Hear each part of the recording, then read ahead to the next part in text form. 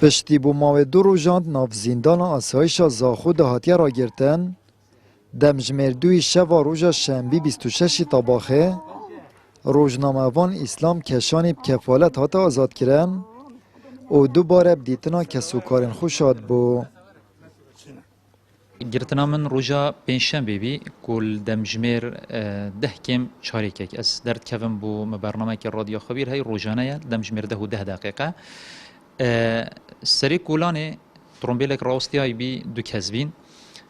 حتی زد بر روش من صلاف جکری و بوریم پشتیا چون دیف نهاتیم 500 متر تقریبا شمال دیر اما جدامن کوب راستم اکثر وقت اسا کنیم اکشوان هاتت نفت ترومبیل دا و گوته من کرم که دا بچین بنگه آسایش بس بابت اوه کو پککی و گیره دا هیچ من تشتی جنزان یعنی دف من هر نت خیالم دا بیجک شویدی الساعت ده شف کو مدا زانینه گوتو زانی تو چه تومت هات یا تومت باری کردن گرتنیم گوتی نخیر از هر هزرا راگه هندنیت کم اف تومتا گوتا من یعنی هر دیسان جارا کدی اس گرنجیم کنیم تمجمیر نزیکی 12 بی محقق شلای دادوری و هاتو افادهش من ورگرتن هر توی دمیدا و پشتی وان افاده تنه بکفالت دوی شف از ختم آزاد کردن او شولش آخه مشتر دست سرکی ناوی روزنامه‌وانی دنگ ودانه که مازند نافتورن جواکی دا درست کرد. لیاکوبوی جه حیبتی خلکی تومت بارکی ناوی بو پیوندی کنید گل هزم پککه که دو ایدولوژین جک جدانه.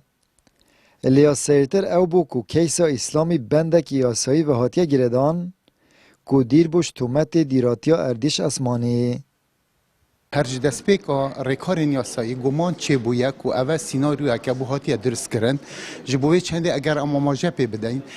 اگر بریار دادگاه در چو باید دوی دمیداد دویا بریار دادگاه لمالاوی یا لجهوی کاری هات با دست سر کرن یا چوبانوی جهی نبره که و بیت دست سر کرن خالا دوی از آماجه پی بدم که ماده یاسایی دم بحث بنده یک جیاسا 23 2003 کن اف راست يعني جهه سر سرمانه اف ماده دانا وی ماده لسروی کسی هر وسا دیار بتن کو کسک دانا هیچ یعنی شارازایی و زانینت یاسایی دا نبویه ماده که یاسایی گریدای ضابط اداری و آماجه بوی چند دتن کو اگر جنک زاروکک ببتن و ده چواشیتن دست یعنی اجازه زاروک بونه بخور گرتن دست سرکن و پاشان آزادکن روزنامه‌وان اسلام کشانی چندین پرسیال دیفخو اعلان اره تا کنگی گرتنا روزنامه‌وان و چالاکوان بادینان اره تا کنگی گرتنا حرمکی و بی بریارا دادگهه اره تا کنگی تومت بارکرنا بی بلگه و بنما اره تا کنگی بحزبی کرنا دام و دزگه نیاسایی و امنی اره تا کنگی درست کرنا بهانه یا پناوه پکه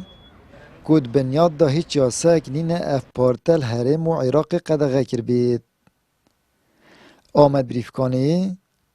کنال آسمانی پیام زاخو